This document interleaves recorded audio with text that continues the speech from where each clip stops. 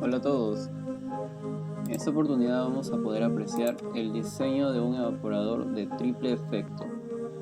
El ejercicio ha sido recopilado del libro Ojo capítulo 3, Evaporación, y nos dice lo siguiente. 20.000 kg/h de una disolución de azúcar se concentra en un evaporador de triple efecto, con alimentación en contracorriente, desde 10 hasta 60% en peso, que es el equivalente a decir los grados Brix. La alimentación se encuentra en el tercer efecto a 26 grados centígrados y el vapor de calefacción que disponemos se encuentra a 3 atmósferas. En el último efecto se mantiene un vacío de 668 milímetros de mercurio referidos a los 760 milímetros de mercurio. Los coeficientes integrales de transferencia de calor los coeficientes integrales de transferencia de calor en kilocalorías metro cuadrado hora grados centígrados equivalen a 1400, 1400 y 1300 respectivamente. Determina la temperatura de ebullición en cada efecto, el consumo de vapor de calefacción y la superficie de calefacción de cada efecto, disponiendo que estos tres son iguales. Entonces, tenemos un pequeño diagrama, ¿cierto? Para recordar en qué consiste un sistema en contracorriente. Primer, segundo y tercer efecto. Ahí están las tres cámaras de evaporación.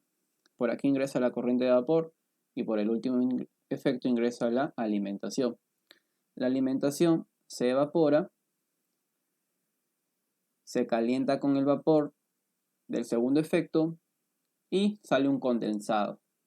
El condensado 1 es la solución diluida del segundo efecto, que se va a calentar con el vapor del primer efecto y va a producirnos una solución concentrada 2, que vendría a ser la solución diluida del tercer efecto.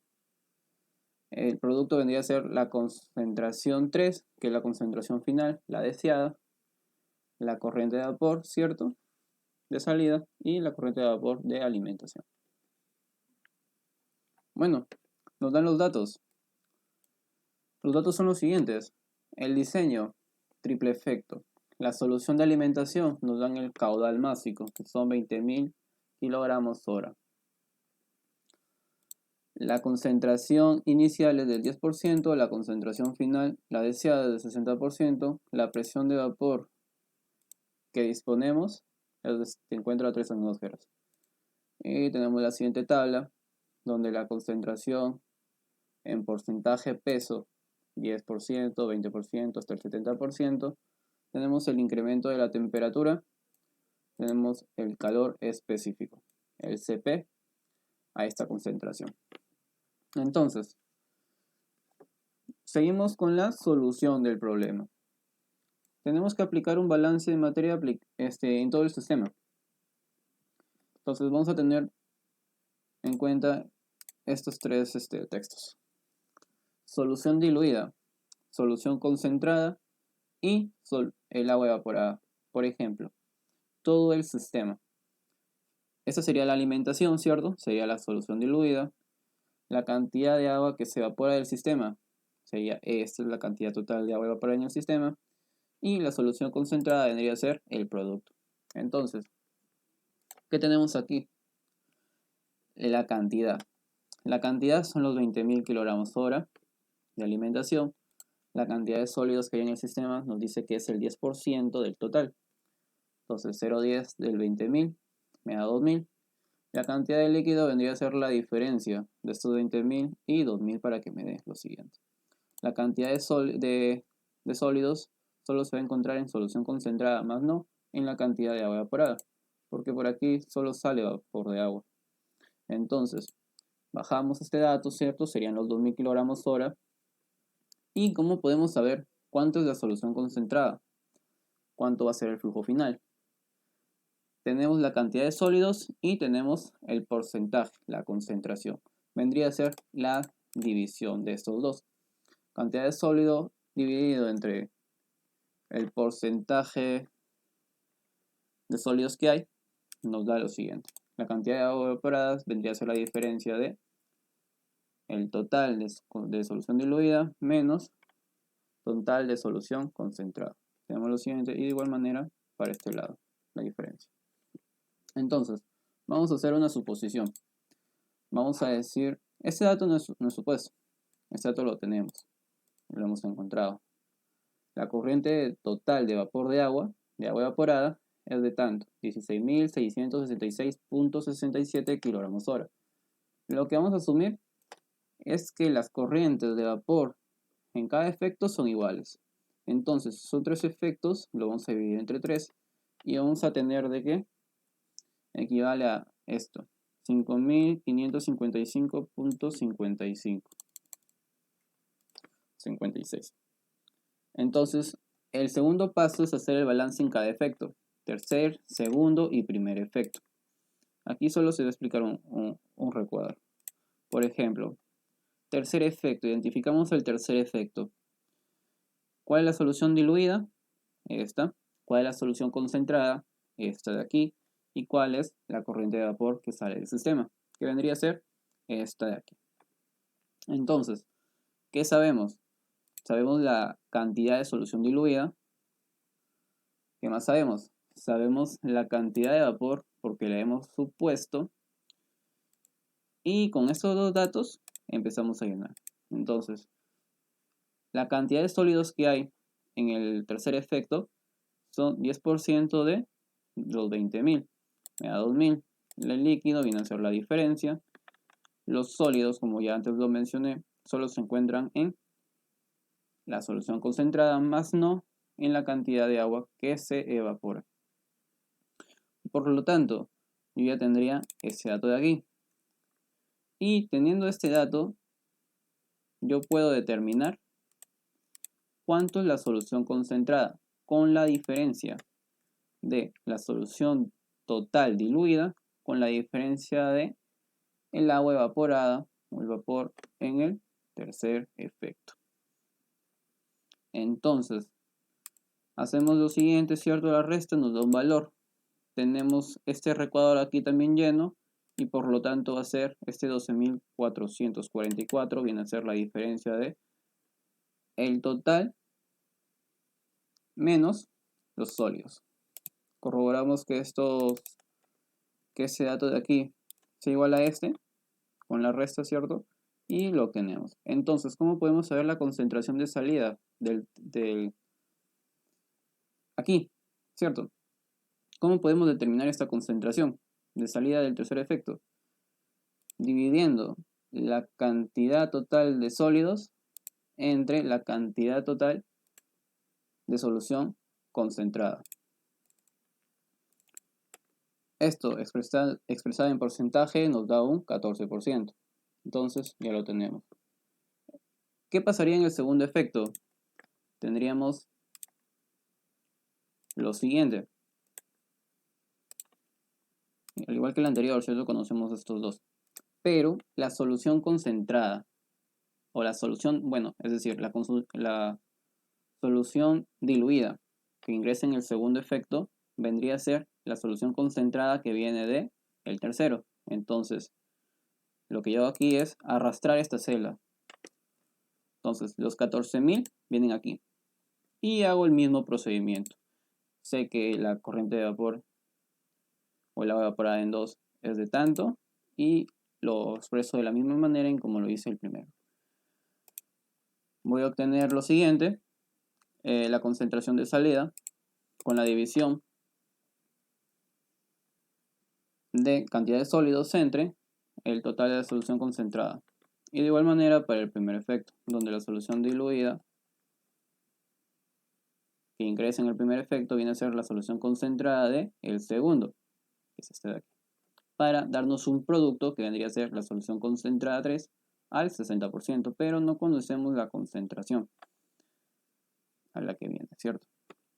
Haciendo esto ya lo pudimos determinar. Y así es como corroboramos de que el balance de materia está bien, porque nos están diciendo de que viene una concentración del 60%, que es la final. Entonces, hasta ahí todo se encuentra en orden. El siguiente paso es calcular la diferencia de los puntos de ebullición a diferente concentración de la solución azucarada. Entonces, tenemos la concentración, ¿verdad? La concentración viene de aquí, que esto ya lo hemos calculado, 14, 22.5 y 60%. Entonces, lo consideramos aquí Nada más lo arrastramos las celdas y hallamos el incremento del punto de ebullición. Para eso nos han dado una tabla, que viene a ser aquí. Buscamos, ¿cierto? Y si el valor no se encuentra en el margen de los números que se encuentra aquí, podemos interpolar. Hacemos las interpolaciones correspondientes y nada más nos arroja el valor. ¿Ok? Entonces ya tendríamos el incremento del punto de ebullición. Esto que hemos hallado aquí va a servir para el cálculo de la temperatura útil, que viene a ser el cuarto paso. Cálculo de la temperatura útil.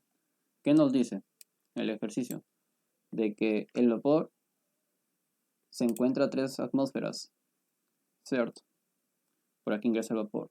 Y nos dice también que en el último efecto se mantiene un vacío de 668 milímetros de mercurio referido a 760. Entonces, el equipo actúa vacío. ¿Qué está sucediendo? Entonces, vamos a colocar los datos. El vapor ingresa ¿por dónde? Ingresa por el primer efecto. Y el último efecto viene a ser el tercero. Entonces, nosotros conocemos de que la presión de saturación del primer efecto se encuentra a 3 atmósferas y aquí se encuentra lo siguiente. Como son 668 milímetros de mercurio de vacío, sabemos que la presión de operación del sistema vendría a ser la atmosférica menos la de ácido, o bueno, la manométrica tendría esto. La atmosférica menos la de vacío entre la atmosférica. Por lo tanto, nos da el siguiente valor en atmósferas. Es decir, 0,2. Buscamos las temperaturas de saturación a las presiones obtenidas. Y nos arroja estos resultados. ¿Cómo obtenemos estos valores? De las tablas termodinámicas de las propiedades del agua. Buscamos aquí, por ejemplo. Nos dice una presión de... O bueno, este tienes que buscarla en función a la presión. Estas tablas con las que cuento se encuentran en función a la temperatura. Pero también se encuentran en internet. Por ejemplo, aquí. Está en kilopascales. 101 es una atmósfera, entonces bordeando los 300 vendría a ser 3 atmósferas. Tienes que interpolar aquí y llevarlo al sistema de unidades convencional al que tú estás trabajando. Entonces, haciendo esto, tú tienes un promedio de 133.52. Si lo haces con más precisión, te va a salir el resultado que es product. Pero a grosso modo podemos observar de que 133, 132.9 está ahí. Entonces, así es como se obtienen estos resultados. Igual se hace para el segundo. ¿Qué es lo siguiente? El cálculo de la temperatura útil. La temperatura útil viene a ser la diferencia de la temperatura a la que ingresa el vapor y la temperatura a la salida del último efecto. Y falta restarle los incrementos de los puntos de ebullición en cada efecto, que son los siguientes. Tenemos esto y ahora viene a ser otro supuesto, el segundo supuesto, que es calcular tener la temperatura promedio. Una vez que tú tienes la temperatura promedio, lo que tú debes hacer es distribuirla. Por ejemplo, yo pude haber colocado aquí 25.74, 25.74, 25.74. Pero decidí colocar 25, 25 y 27.2. De tal manera de que la suma de estas tres deltas me dé la temperatura útil. Entonces, como son supuestos, vamos a proceder con el cálculo. El paso 5 consiste en recopilar los datos necesarios para el balance entálpico, también llamado balance de energía.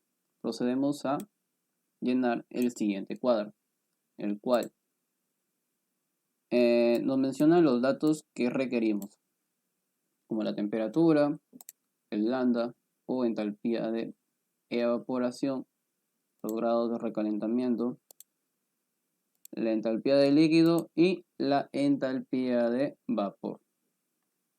Por lo tanto, voy a explicar de dónde se obtienen estas temperaturas, ya que son importantes e interesantes para poder realizar un buen balance de energía. Por ejemplo, la temperatura de vapor del primer efecto es la temperatura que ingresa en el sistema. Nos está diciendo de que el vapor ingresa a 3 atmósferas y a una temperatura de saturación de 132.9, que lo obtuvimos antes de tablas termodinámicas.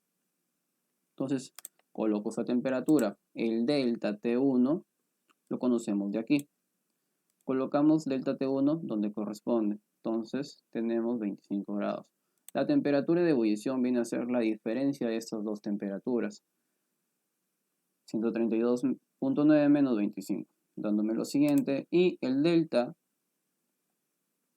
o el incremento del punto de ebullición, en el primer efecto es de tanto. Y lo colocamos. Esto para mayor, como ya lo dije antes, para una mayor eficiencia en el cálculo, mayor precisión. Entonces, ¿cómo obtenemos la calefacción en 2? La diferencia de ebullición en 1 menos el incremento en 1. De igual manera, conocemos los grados Celsius en la variación en 2. La ebullición en 2 viene a ser la diferencia de estos dos anteriores. El incremento lo conocemos. En 3 viene a ser la diferencia de estos dos anteriores. Conocemos el delta 3 de la temperatura en 3, que son supuestos. La diferencia de estos dos anteriores me da el punto de ebullición en 3. El delta de este último es de 0.4 y el vapor en la condensación viene a ser la diferencia de este con este. O también pude haber lo colocado directamente, como en este caso. Y me dicen también de que la alimentación ingresa a 26 grados Celsius. Por lo tanto, la tabla con las temperaturas son las adecuadas. Luego es colocar los datos de la entalpía en el sistema de unidades que nos pide. En este caso son kilocalorías por kilogramo. Esto también, a grosso modo, viene a ser, se recupera de tablas termodinámicas, donde este lambda equivale a decir entalpía de evaporación. Esta entalpía de líquido la encontramos aquí. De igual manera, tenemos que buscar su temperatura interpolar y poder obtener el valor que nos piden. Lo recuperamos aquí. Y la entalpía de vaporización, que es esta de aquí, se recupera de aquí. Claro está que este es un sistema de unidades de kilojoule por kilogramo y aquí nos están pidiendo es kilocaloría kilogramo. Entonces, teniendo en cuenta esto, proseguimos con los cálculos. Paso 6 consiste en aplicar el sistema de ecuaciones correspondientes para cada efecto. Primer, segundo, tercer efecto y la evaporación total. En total, 4 ecuaciones. Todo esto para poder determinar variables y aplicar un método numérico, que lo vamos a resolver aquí por Solver. Entonces, voy a explicar cómo he obtenido una de estas ecuaciones y las siguientes ya se deducen. Eso aplica de la misma manera. Entonces, en el primer efecto, ¿qué tenemos? Este equipo de acá, que viene a ser el valor de W por la entalpía más, ¿cuál es la otra corriente que ingresa? Esta de aquí, que vendría a ser la solución concentrada 2, que es equivalente a decir los 20.000, que es el flujo, menos la cantidad evaporada 2 y la cantidad evaporada 3, por la entalpía. Y esto es igual a lo que sale. Es decir, la cantidad de vapor en 1 y la solución concentrada 3, producto.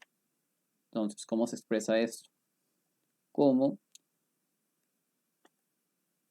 la evaporación en 1 por la entalpía de evaporación más la cantidad que sale en 3 y ya quedó. aquí tendríamos la del primer efecto. ¿Qué es lo que continúa? Una vez que ya nosotros escribimos nuestro sistema de ecuaciones, ¿qué debemos proseguir, cierto? Para obtener los valores de las variables. Aplicar el solver. Para esto tenemos que hacer que todo el sistema de ecuaciones sea igual a 0. Entonces los igualamos a 0. Una vez que nosotros lo igualamos a 0, tenemos que definir cuáles son nuestras incógnitas. Entonces, lo siguiente es hacer este cuadro, ¿verdad? Y vamos a decir que no conocemos. Entonces tú vas a asumir un valor que está comprendido entre 0 y 1. Entonces pondré 0.5.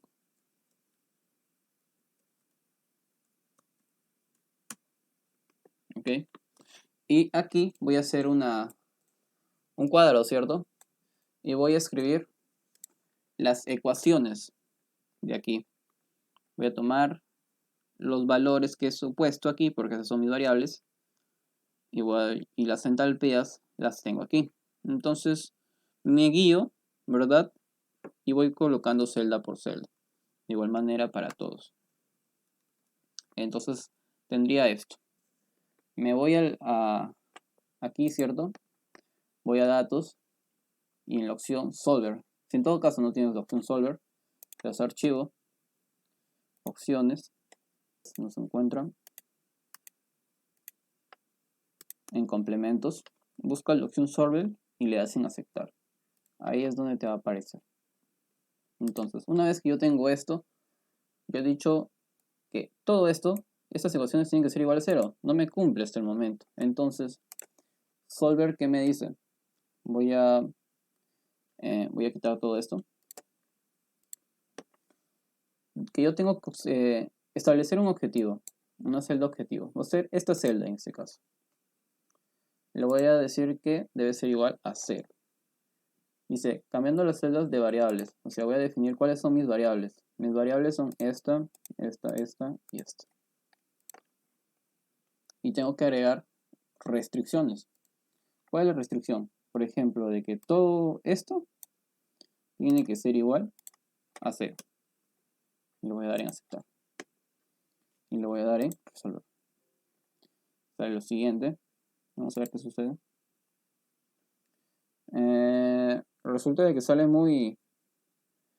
muchos decimales. O sea, son números considerables. No están muy cercanos a 0. Vamos a darle de nuevo. Ahora me sale todo 0. Entonces, se acepta. Los resultados se aceptan. Es decir, que los valores tanto de 1, E2, E3 y W son los siguientes.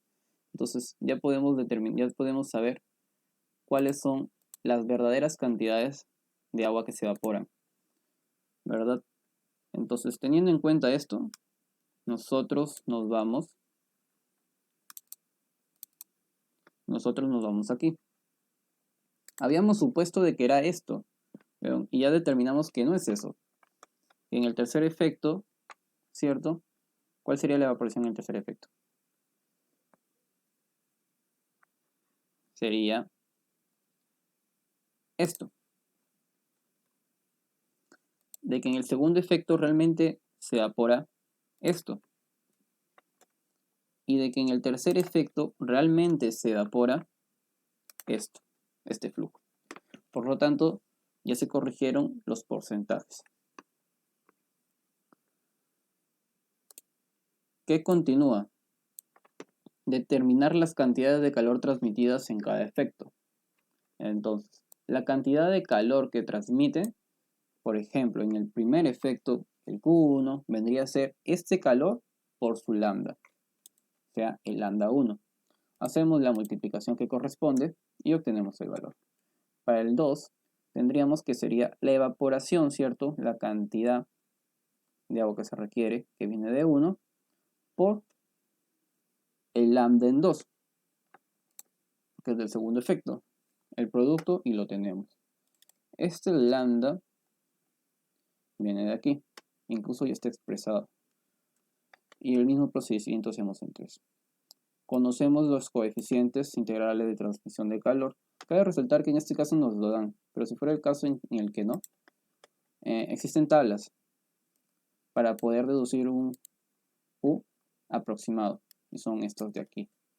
Por ejemplo, en nuestro caso se trata de una solución azucarada y vapor de agua. El evaporador es un evaporador.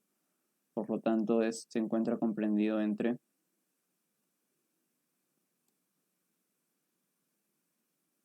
son estos de aquí. Y tenemos que llevarlo al mismo sistema de unidades que nos piden.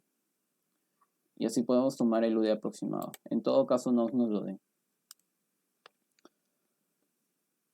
El paso 8 es determinar el área requerida en cada efecto, donde el área consiste en A, calor entre UD por delta T. Aplicamos la fórmula, ¿cierto? Porque ya tenemos todas las variables. Y nos da los siguientes valores, que son las áreas de transferencia de calor. Nos percatamos de que la primera y la segunda se parecen muchísimo, pero con la tercera distan.